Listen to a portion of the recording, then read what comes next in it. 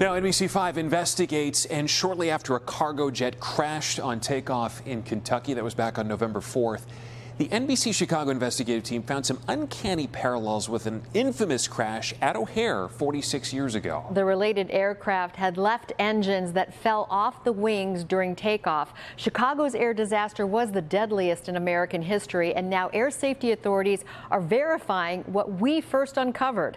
NBC5 investigative reporter Chuck Goudie now with new details tonight. It was a bluebird day in May 1979 when American Airlines Flight 191 took off from O'Hare. 31 seconds after liftoff, its left engine fell off the wing, sending the jetliner to a right-angle pitch and then straight to the ground, killing 271 people on board. Tonight, the circumstances of that accident have come full circle, according to the National Transportation Safety Board investigators, who are examining an eerily similar crash November 4th in Louisville. Circumstances first reported by NBC5 Investigates earlier this month.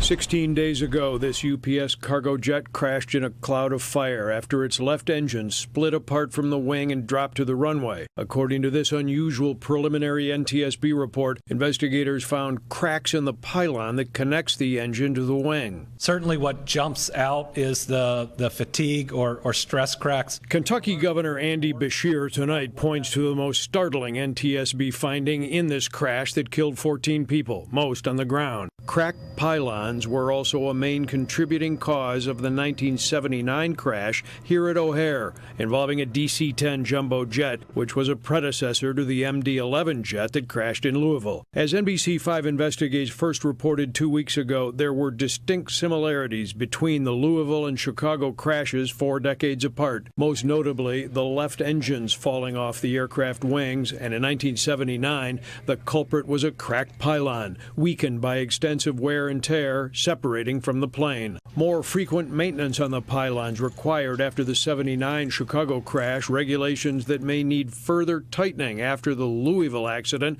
according to Lewis University aviation professor Eric Baker. I think they're going to look very closely at the design and look at the maintenance inspection schedules, and obviously, when you have a situation like this and you see a failure occurring at a point before an inspection cycle, you would expect them to potentially revise that inspection cycle. But tonight, there is no way to fix the heartache. Losing someone is hard. Losing someone through a violent plane crash, an explosion, is probably even tougher. These are folks that have been through weeks of wondering why, wondering what those last moments might have been like. They're hurting, and they're going to have an empty seat at their table this Thanksgiving. The 1979 Chicago incident remains America's deadliest plane crash. This month's Louisville crash is the worst ever for UPS. The Federal Aviation Administration has now grounded MD-11 aircraft and the similarly designed DC-10s until safety concerns can be sorted out and addressed. Even before the Louisville crash, UPS and FedEx had both started phasing out the 30-year-plus planes, and experts tell us this may speed up that process. Back to you.